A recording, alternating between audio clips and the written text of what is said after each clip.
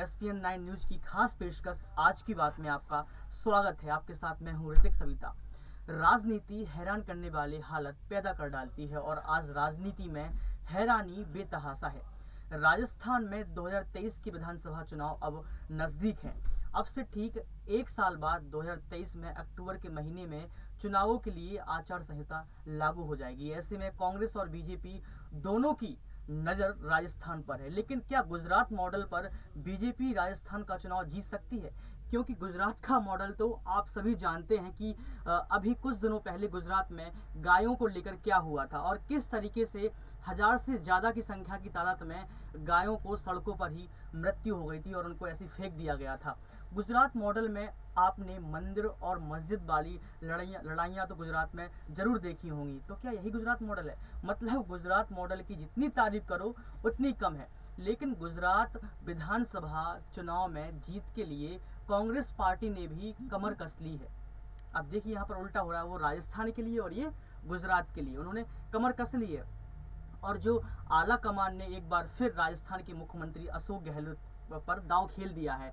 इसी कड़ी में गुजरात दौरे पर पहुंचे हैं सीएम गहलोत ने गुजरात चुनावों के लिए पार्टी का रणनीतिक खाका प्रस्तुत किया है। अब आप देखिए, गुजरात में अशोक गहलोत तो राजस्थान में पीएम मोदी अपने दांव पेच खेल रही हैं। तो फिर क्या राजस्थान में गुजरात मॉडल और गुजरात में राजस्थान मॉडल वाली राजनीति काम आएगी?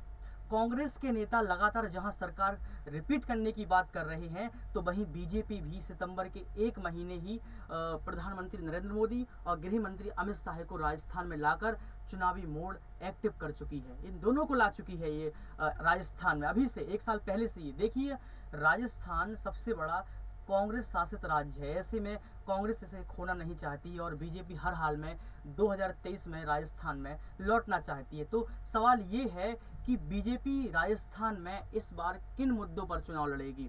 बीजेपी बहुत पहले से ही 2023 की तैयारियों में जुट गई थी। इसके लिए बीजेपी ने राष्ट्रीय स्तर से प्रदेश स्तर तक नेताओं के साथ बैठकें भी की हैं। सितंबर में पीएम नरेंद्र मोदी और गृह मंत्री अमित शाह का दौरा राजस्थान में हो चुका है, पहले कर लिया सितंबर में ही। इसके अलावा बीजेपी लगातार अस्थिर सरकार, महिला सुरक्षा, रीट परीक्षा, लंपी भ्रष्टाचार और लंबित भर्तियों के मुद्दे पर कांग्रेस को घेर रही है। लेकिन ये सब बातें बीजेपी गुजरात में क्यों नहीं कर रही है? ये सारे मुद्दे गुजरात में क्यों नहीं उठा रही है? क्योंकि उनको घमंड है क्या कि गुजरात में जीत ही जाऊंगा? क्या बीजेपी गुजरात को लेकर ओवर कॉन्फिडेंस में है? क्या सिर्फ महिला सुरक्षा, रीट परीक्षा, लंपी भ्रष्टाचार, लंबित भर्तियां, यही सब गुजरात मॉडल में आता है? आखिर कब बीजेपी जमीन से जुड़े मुद्दों पर बात करेगी? गहलोत के मुताबिक गुजरात में स्वास्थ्य का अधिकार कानून, पुरानी पेंशन स्कीम की बहाली और किसानों के दिन में बिजली जो बिल होते हैं ना, उन बिजली के बिलों पर, कई सारी युवाओं के रोजगार पर, सरकारी नौकरी देने की योजनाओं पर फोकस किया जा रहा है। तो इसका मतलब तो यही हुआ कि गुजरात में इन मुद्दों पर बात ही नहीं हुई है। तभी तो गहलोत इन मुद्दों पर चुनाव लड़ने की बात कर रहे हैं गुजरात में। तभी कांग्रेस को इन मुद्दों पर गुजरात में काम करना होगा, तभी कांग्रेस मजबूती दिखा सकती है गुजरात में भी।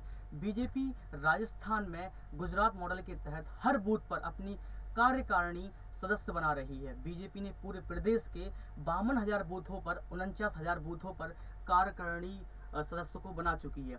बूथ स्तर तक अपनी मजबूत पकड़ करने के लिए बीजेपी ने यह मॉडल लागू किया है। इसी मॉडल के बूते प्रधानमंत्री नरेंद्र मोदी ने 2001 से लेकर 2013 तक गुजरात में बीजेपी को कायम रखा। अब देखना होगा कि क्या मोदी का ये गुजरात मॉडल वाला राजस्थान में जादू काम करता है कि नहीं। राजस्थान में अगर ये काम कर गया तो जीत जाएंगे। क्या बीजेपी राजस्थान को जीत पाएगी? ये बड़ा सवाल है। अब एक सवाल आप सभी से मैं करना चाहता हूँ कि आपको क्या लगता है कि राजस्थान में इस बार बीजेपी अपने जड़ों को मजबूत कर पाएगी? आपको क्या लगता है कि नरेंद्र मोदी के भाषण और उनकी रैलियां, उनके काम, उनके नेशनल मुद्दे, ये सब कुछ काम कर पाएगा क्या राजस्थान में? खैर, हम खबरों की गहराइयों को टटोलते रहेंगे और आपको हकीकत से रूबरू कराते रहेंगे। देखते रहिए एसपीएन 9 न्यूज। बहुत शुक्रिया।